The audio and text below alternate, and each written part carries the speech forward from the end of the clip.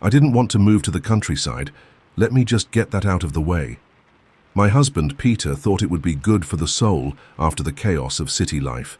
He envisioned peace, quiet, a place to write his novel and raise chickens, maybe even a kid or two someday.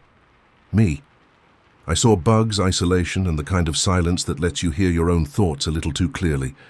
But when he found the house, an old stone cottage tucked deep in a valley near a place called Crooked Hollow, I agreed, mostly because we were getting it for dirt cheap. I should have known. Things that come cheap in places like that always come with something attached, and I don't mean termites or mold. I mean something else, something that watches.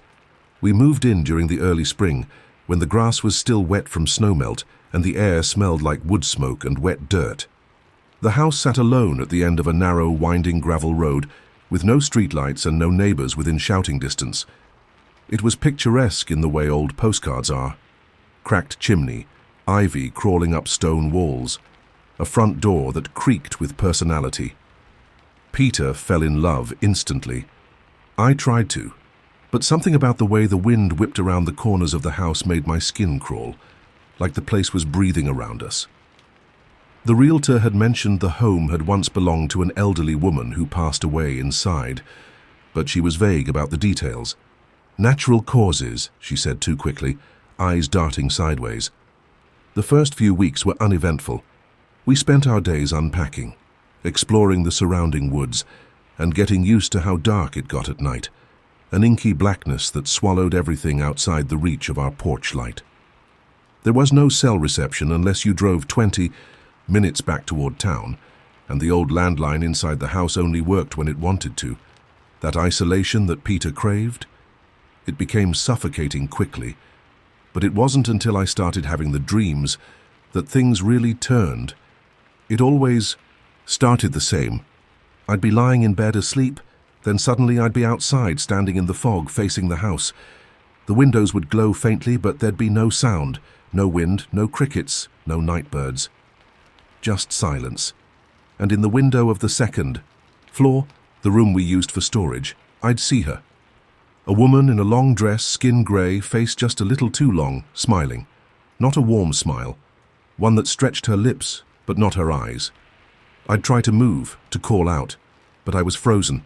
And then, in the dream, the door behind me would creak open and I'd feel something brush past my back, just before I woke up, drenched in sweat. I didn't tell Peter at first. He was so happy, finally writing again, feeling inspired by the isolation I was beginning to dread. But one night I woke up screaming and he finally asked what was going on. I told him about the dreams. I expected him to laugh it off or tell me it was stress, but instead, he got quiet. Too quiet. That's when he told me he'd been seeing something too. He'd been working in the upstairs room, the same one from my dream, and kept feeling like someone was standing just behind him. He'd turn around, and no one would be there. At first, he thought it was just the creaky old house settling, but then he found the drawings. They were underneath the floorboards, buried in a small wooden box, sealed with wax. Sketches, pages and pages of them. Charcoal outlines of a woman, her face always obscured by black scribbles, but the outline was unmistakable. Long dress, slumped shoulders, and in each sketch the woman was closer, standing in a field, standing on the porch, standing by a crib. There wasn't supposed to be a crib in the house. The next day we tore that room apart. Peter pried up the floorboards near the wall where the box had been, and that's when we found it. The crib disassembled and tucked into a hidden alcove. There were old baby clothes in there too, yellowed with age, and on the back wall, written in faded chalk, was the phrase, "She's still in the room." I wanted to leave right then and there, but Peter begged me to give it a few more days. He wanted to learn more, find out who had lived there before. He found an old article at the library, a small blurb in the local paper from 30 years ago. A woman named Margaret Holloway, widowed, reclusive, had lived in the house for over 50 years. She'd lost her child during childbirth and never left the property again. Locals said she went funny after that. Some claimed they'd see her talking to herself in the woods, holding a bundle wrapped in blankets. She died in that house alone. When they found her, the only furniture upstairs was a child's crib and a rocking chair facing the window. That night, we heard the crying. It started around 2 a.m., a soft, stuttering wail that echoed through the house like a newborn's cry. I rushed to the hallway thinking maybe an animal had gotten in, but the sound wasn't coming from outside. It was coming from the upstairs room. Peter stood at the base of the stairs, white as a sheet. Neither of us wanted to go up, but something compelled us. Step by step, the crying got louder. It wasn't coming from speakers or the wind, it was too real. We reached the top, and the door to the room was wide open, even though we always kept it shut now. Inside, the crib was fully assembled.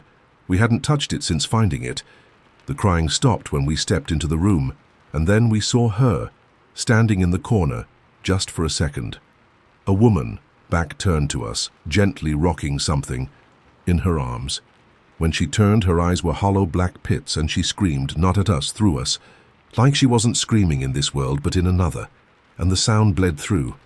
We left that night, didn't pack, didn't look back. We moved in with Peter's brother and never returned. The house at Crooked Hollow Lane went up for sale, again 6 months later. I looked it up out of curiosity.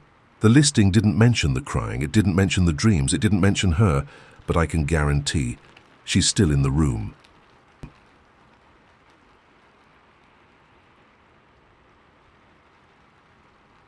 I grew up in a small town that barely qualified as a dot on the map, surrounded by rolling hills and miles of farmland. My grandparents owned one of the larger corn farms on the outskirts, and every summer from the time I was 8 until I turned 16, I stayed with them while my parents worked long shifts back in the city.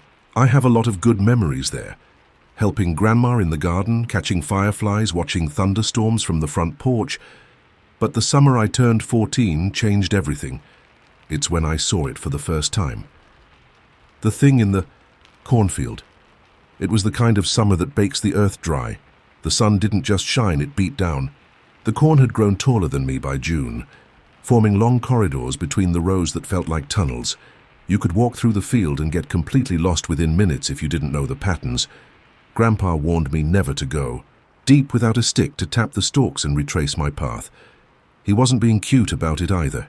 He'd look me dead in the eye and say, "There's things in those fields you don't want following you back." I always thought he was just trying to scare me into being careful. One afternoon I went looking for their dog, Rusty. He was old, but still wandered the fields like he had when he was a pup. When he didn't come back for dinner, I offered to look for him. Grandma was worried. He never missed a meal, but Grandpa just went quiet. He told me to take the stick, and he handed me the old wooden one he used to check the soil. "If you hear anything you don't recognize, you get out. And don't you go past the third stone," he said. The third stone marked the end of their property where the corn started growing wild. "That's not ours," he muttered. I walked the rows with the sun still high, calling for Rusty, tapping the stalks like Grandpa showed me. The field buzzed with the usual chorus. Crickets, cicadas, wind brushing through the leaves. I made it to the third stone without realizing it, but there was no sign of Rusty. I remember standing there for a moment, debating if I should go farther. I didn't want to come back empty-handed, and I told myself I'd only go a few more rows. As soon as I passed that stone, the air changed. The wind stopped. The buzzing stopped. The whole field seemed to listen. I was deep enough now that the sky was mostly blocked out, just thin slits of blue above the green walls. That's when I heard it, rustling.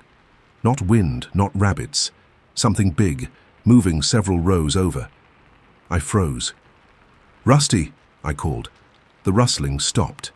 Then, very clearly, I heard my own voice echo back. "Rusty!" But I hadn't spoken. Turned and ran. The rows blurred past as I thrashed through them, snapping stalks, not even caring about retracing my path. I just wanted out. When I finally broke through to the edge, I saw Grandpa standing by the porch, arms crossed, stick in hand. He didn't say anything as I stumbled up, panting and shaking. He just looked past me into the corn. "You went past the third stone." I nodded. "Something followed you back." That night we heard it, scratching on the side of the house, a high-pitched whine that didn't sound quite human, but not entirely animal either. Rusty still hadn't come back. Grandpa sat up all night in his rocking chair with a shotgun across his knees. Around 2 a.m. I peeked through the curtain and saw something in the cornfield, just at the edge of the house lights. It was tall, maybe 7 feet, skinny but not human-shaped. Its joints bent backward, and its head was tilted like it didn't understand what it was looking at. Then it smiled, not with lips, with rows of teeth behind the slits of what could have been a mouth. The next morning there were claw marks on the porch rail. Rusty never came home. I begged my parents to take me home early, and they did. I never told them what I saw, but Grandma and Grandpa knew. They stopped using the back acre of the cornfield after that. Let it go wild. Some ground just belongs to old things, Grandpa said. We were arrogant to think we could work all of it. Years later, after they passed, the land was sold to a developer. They cleared most of the corn to build cheap housing, but that back acre, the equipment kept breaking. Workers went missing tools, reported feeling watched. The homes around that area still sit empty, even though the rest of the development sold. Out fast. Last year I drove by on a whim. The corn's still growing in that acre, tall and untrimmed, even though no one plants there anymore. And sometimes, just sometimes, when the wind blows right, I swear I can hear something walking between the rows.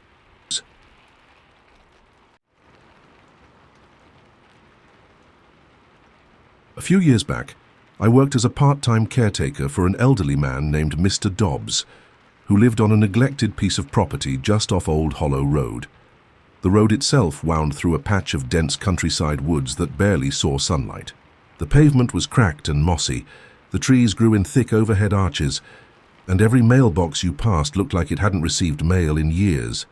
The entire stretch felt forgotten, like the kind of place that still obeyed older rules, Mr. Dobbs was a widower in his 80s and mostly bedridden, but sharp as a tack. I was there to help with chores, make meals, and keep him company. I had the afternoons and evenings to myself, and since I liked to go on walks, I often explored the surrounding area. One path led through a narrow trail behind his house that eventually curved into a part of the woods everyone in town seemed to avoid. I asked Mr. Dobbs about it once, and he just muttered, "Stay clear of the tree, the one that screams.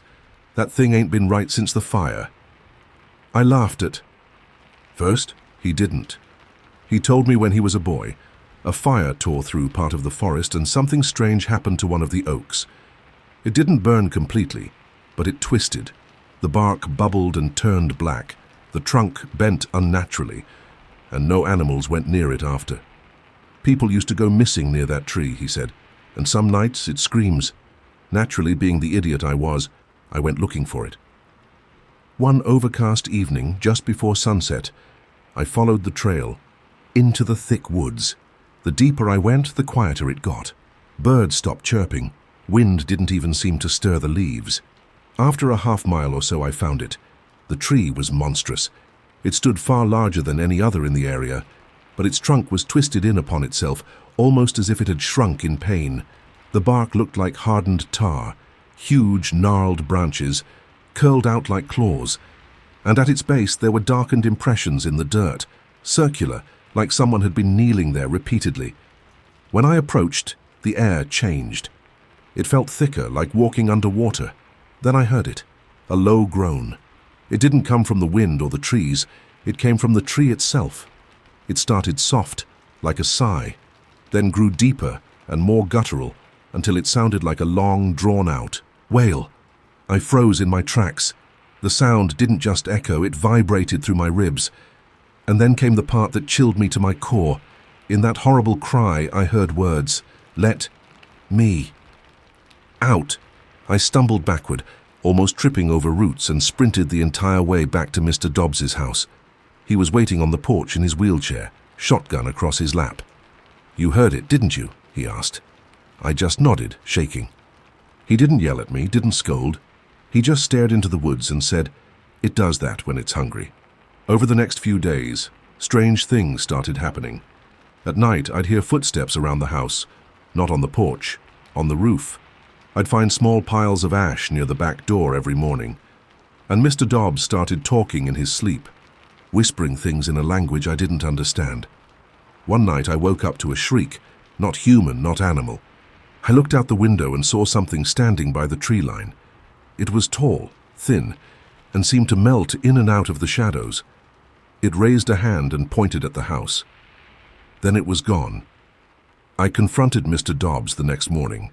He finally confessed everything. When he was young, a group of boys, including him, had started a fire in the woods by accident. They meant it as a prank, but it spread fast. One of the boys, Lester, got caught in it. They never found his body. The fire twisted the old oak tree, the same tree they used to dare each other to climb at night. It was hollow, and Lester had been inside it when it burned. Mr. Dobbs was sure his spirit was still trapped in there, and over the years he believed it fed off people who got too close. I left the job early. I couldn't stay there anymore. Months later, after Mr. Dobbs passed away, I read in the local paper that hikers had gone missing in that same patch of woods. Their bodies were never found, only a circle of burned leaves at the base of a strange tree. I've driven past Old Hollow Road a few times since. I never stop, but once, just once, I thought I heard something in the distance, even through my rolled-up windows. It sounded like screaming,